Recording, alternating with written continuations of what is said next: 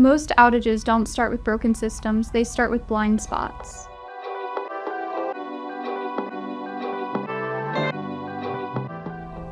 So take a mainframe running 4 jobs across 4 regions with 4 different datasets.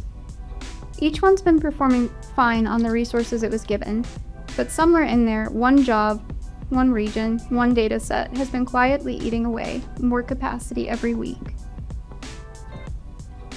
Nobody sees it on a dashboard because it's not broken. Not yet. But then it tips over and it doesn't send a warning. It sends an outage.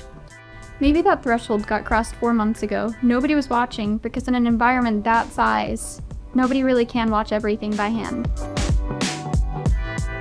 And by the time the problem shows up, fixing it costs a lot more than catching it would have. That's where OPTIMAⁿ comes in.